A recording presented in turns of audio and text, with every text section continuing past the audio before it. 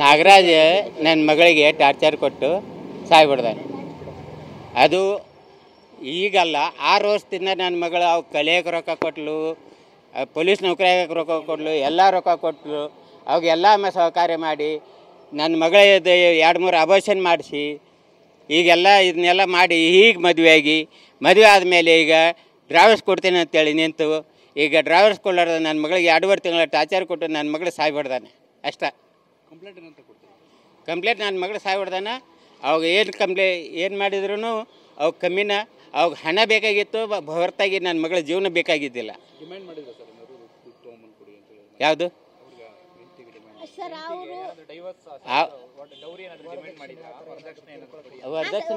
ವರದಕ್ಷಿಣೆ ಅಂತಲ್ಲ ಸರ್, ನೀ ನನಗೆ ಡೈಮಂಡ್ ರಿಂಗ್ ಕೊಡಿಸು, ನೀ ನನಗೆ ಏನೋ ಗೋಲ್ಡ್ ಕೊಡಿಸು, ನಾನು ಅವನ ಪೇಮೆಂಟ್ ಇವಳಿಗೆ ₹1 ಕೊಡಲ್ಲ.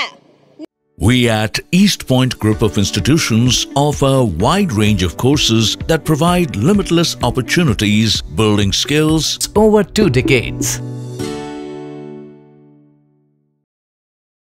ನೀನು ಡೈಮಂಡ್ ರಿಂಗ್ ಕೊಡಿಸ್ತೀನಿ ಅಂದು, ಗೋಲ್ಡ್ ಕೊಡಿಸ್ತೀನಿ ಅಂದು ಕೊಡಿಸ್ಲಿಲ್ಲ. ನಾನು ನಿನಗೆ ಒಂದು ಖರ್ಚು ಮಾಡಿ ನೀನು ಪೇಮೆಂಟ್ ಬರ್ತಲ್ಲ, ನೀ ಮನೆ ನಡೆಸ್ಕೋ, ನೀನು ಇದನ್ನು ಮಾಡು. ₹1 kg ಅಕ್ಕಿ ಅಲ್ಲ, 1 ಪಾವು kg ಬೇಳೆ ಕೂಡ ಅವಳಿಗೆ ಅವ್ನು ತಂದು ಕೊಟ್ಟಿಲ್ಲ. ಯಾಕೆ? ಡ್ಯೂಟಿ ಮಾಡ್ತಿದ್ಲು, ಚೆನ್ನಾಗಿದ್ಲು, ತನ್ನ ಜೀವನ ತಾನು ನೋಡ್ಕೊಂಡ್ಲು. ಇಲ್ಲ ಅಂತಂದರೆ ಇನ್ನು ಬೇರೆ ಯಾರು ಅನ್ಎಜುಕೇಟೆಡ್ ಮಗಳು ಆಗಿದ್ಲು ಅಂತಂದರೆ ಅವಳ ಪರಿಸ್ಥಿತಿ ಏನಾಗ್ತಿತ್ತು? ಇವರು ರಕ್ಷಕರ ಅಥವಾ ಭಕ್ಷಕರ?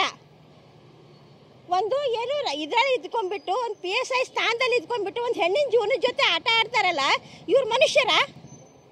ನಾನು ಮಾಡೋ ಪ್ರಶ್ನೆ ಅಲ್ಲ ಸರ್. ಇದು ಯಾವುದು ಶಿವಾಜಿನಗರ್ ಪೊಲೀಸ್ ಸ್ಟೇಷನ್ ಅಂತೆ, ವುಮೆನ್ ಪೊಲೀಸ್ ಸ್ಟೇಷನ್ಗೆ 2.5 ತಿಂಗಳ ನನ್ನ ಮಗಳಿಗೆ ಕೌನ್ಸಿಲಿಂಗ್ ಕರೆದು 2.5 ತಿಂಗಳ ಮನೆ ಬಿಟ್ಟು ಹೋಗಿ 2.5 ತಿಂಗಳ ಆಯ್ತು ಅಂತ ಹೇಳಿದ್ರು ಕೂಡ ಅವರು ಏನು ಮಾಡಿದ್ರು ಅಂತಂದರೆ ಇವಳಿಗೆ ಕಳಿಸ್ತಾರೆ.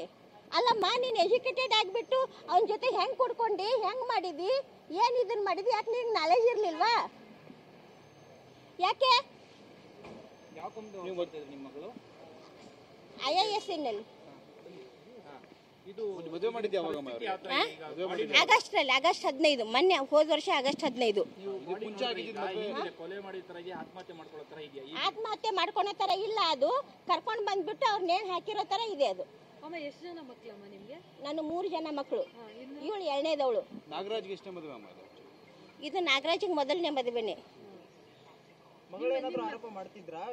ಮಗಳು ಅದೇ ಹೇಳಿದ್ನಲ್ಲ ಸರ್, ನನಗೆ ಡೈಮಂಡ್ ರಿಂಗ್ ತಂದು ಕೊಡು, ನನಗೆ ಅದನ್ನು ನಿನ್ನ ಪೇಮೆಂಟ್ ಮೇಲೆ ನಮಗೆ ಲೋನ್ ಮಾಡಿಕೊಡು, ಲೋನ್ ಮಾಡಿ ನಾನು ಏನು ಅವ್ರೂರಲ್ಲಿ ಜಾಗ ತಗೋಬೇಕು, ನಿನ್ನ ಪೇಮೆಂಟ್ ಮೇಲೆ ಲೋನ್ ಮಾಡು, ನೀನು ಏನೈತಿ ನನಗೆ ಇದನ್ನು ಮಾಡು, ಮನೆ ನೀನು ನಡೆಸು, ನಮ್ಮ ಮನೆ ಬಾಡಿಗೆ ಒಂದ ಕೊಡೋನು.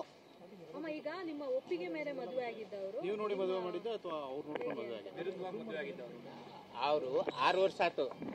6 ವರ್ಷ ಆದ್ರೆ ಅವರು ಒಬ್ರಿಗೊಬ್ರು ನಾಗರಾಜ್ ಬೇಕಂತ ನನ್ನ ಮಗಳನ್ನು ಒಪ್ಕೊಂಡಿದ್ಲು.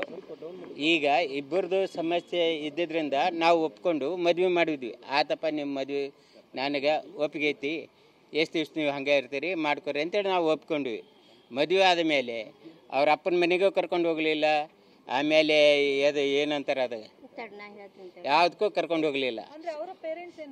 ಅವ್ರ ತಂದೆ ಬಂದಿದ್ರು, ಅವ್ರ ಅಪ್ಪ ಒಬ್ಬ ಬಂದಿದ್ದ, ಅವರಪ್ಪ ಅವರು ಇಬ್ಬರು ಬಂದಿದ್ರು, ಮತ್ತೆ ಬೇರೆ ಯಾರು ಬಂದಿಲ್ಲ. ಶಿವಲಿಂಗಪ್ಪ. ನನ್ನ ಹೆಸರು ಭಾರತಿ ಅಂತ. ಅವರು ಮದುವೆಗೋಸ್ಕರ ಅವ್ರು ಏನು ಮಾಡಿದರು ಅಂತಂದರೆ, ಅವ್ರ ತಂದೆ ತಾಯಿ ಬೇಡ ಅಂದರು. ಇವನು ಅವ್ನ ಮನೇಲಿ ತಿಳಿಸಿರಲಿಲ್ಲ. ಅದಕ್ಕೆ ಇವಳು ನನ್ನ ಮಗಳು ಏನಂದ್ಲು, ಹೈದ್ರಾಬಾದ್ನಲ್ಲಿಂದ ಬಂದ ಮೇಲೆ ಅವನ ಮಾತು ಕೇಳಿ ಹಾವೇರಿಗೆ ಟ್ರಾನ್ಸ್ಫರ್ ಮಾಡಿಸ್ಕೊಂಡ್ಲು. ಹೈದ್ರಾಬಾದ್ ಚೆನ್ನಾಗಿರೋ ನೌಕರಿ ಬಿಟ್ಟು ಹಾವೇರಿಗೆ ಟ್ರಾನ್ಸ್ಫರ್ ಮಾಡಿಸ್ಕೊಂಡ್ಲು. ಹಾವೇರಿಗೆ ಟ್ರಾನ್ಸ್ಫರ್ ಮಾಡಿಸ್ಕೊಂಡು ಮದುವೆ ಮಾಡ್ಕೊತೀನಿ ಅಂತ ಹೇಳಿ ಅವಳಿಗೆ ಇದನ್ನು ಮಾಡಿ ಒಪ್ಪಿಸಿ ಮತ್ತೆ 6 ತಿಂಗಳ ಮತ್ತೆ ನ್ಯಾಯ ಹೊಡೆದ. ನೀನು ನಂಗೆ ಡೈಮಂಡ್ ರಿಂಗ್ ಕೊಡು, ಅದನ್ನು ಕೊಡು, ಇದನ್ನು ಕೊಡು ಅಂತ. ನಾವು ಬೇಡ ಅಂತ ಹೇಳಿದ್ರು ನನ್ನ ಮಗಳು ಕೇಳಿಲ್ಲ. ನಾನು ಮನಸಾರ ಇಷ್ಟಪಟ್ಟಿನಿ, ನಾನು ಮದುವೆ ಮಾಡ್ಕೊತೀನಿ ಅಂತ ಅಂದಿದ್ದಕ್ಕೆ ಅವ್ರ ತಂದೆ ಒಪ್ಪಿಗೆ ಕೊಟ್ಟರು. ಒಪ್ಪಿಗೆ ಕೊಟ್ಟ ಮೇಲೆ ಆಗಸ್ಟ್ 15ಕ್ಕೆ ಮದುವೆ ಮಾಡಿದ್ರು. ಊರಲ್ಲಿ ಯಾರಿಗೂ ತಿಳಿಸಿಲ್ಲ, ಬರೀ ಅವ್ರ ತಂದೆ ತಾಯಿ. ಸ್ವತಃ ನಾಗರಾಜನ ತಂಗಿ ಗಂಡಗನೇ ಮದುವೆ ಆಗಿದ್ದು ಗೊತ್ತಿಲ್ಲ. ಅವ್ರ ತಂಗಿ ಮದುವೆಗೆ ಬಂದ್ಲು, ನಮ್ಮ ಮನೆಗೆ ಹೇಳಿಲ್ಲ ಹೋಗ್ತೀನಿ ಅಂತ ವಾಪಸ್ ಹೋಗಿಬಿಟ್ಲು. ನಮಗೂ ಕೂಡ ಮದುವೆ ಟೈಮಿಗೆ ಕರೆದಿಲ್ಲ ಅವನು.